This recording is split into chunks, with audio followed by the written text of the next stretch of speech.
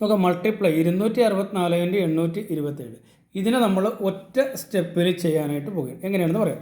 ഈ 7 4 കൂടെ മൾട്ടിപ്ലൈ ചെയ്യുക, നമുക്ക് 28 എന്ന് കിട്ടും. അത് കംപ്ലീറ്റ് ആയിട്ട് നമ്മൾ എഴുതുക. പിന്നെ 6 7 അത് 42, 2 4 8, ഈ രണ്ടും തമ്മിൽ കൂട്ടുക. 42 + 8 എന്ന് പറയുന്നത് 50. 50 എഴുതി. അടുത്ത നോക്കുക, ഇത് ഈ 2ഉം 7ഉം കൂടെ ഗുണിക്കുക. 2 7 എന്ന് പറയുന്നത് 14. പിന്നെ 8ഉം 4ഉം കൂടെ ഗുണിക്കുക. 8 4 എന്ന് പറയുന്നത് 32. പിന്നെ 2 6 കൂടെ ഗുണിക്കുക. 2 6 12. തമ്മിൽ കൂട്ടുക, നമുക്ക് 8 58 എന്ന് കിട്ടും. ഈ 58 നമ്മൾ ഇവിടെ എഴുതി. പിന്നെ ഈ 2ഉം 2ഉം കൂടെ ഗുണിക്കുക 4. ഈ 8ഉം 6ഉം കൂടെ ഗുണിക്കുക. 8 6 48ഉം 4ഉം 52 എന്ന് കിട്ടി.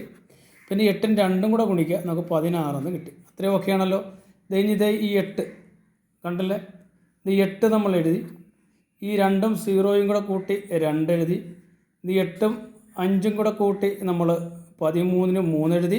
ശിഷ്ടം 1 6 2ഉം 8 എഴുതി. പിന്നെ 5ഉം 6ഉം കൂടെ കൂട്ടി 11 എഴുതി. ശിഷ്ടം 1 1 1 കൂടെ കൂട്ടി 2 എഴുതി. നമുക്ക് ആൻസർ കിട്ടി 218 328. ഓക്കെ.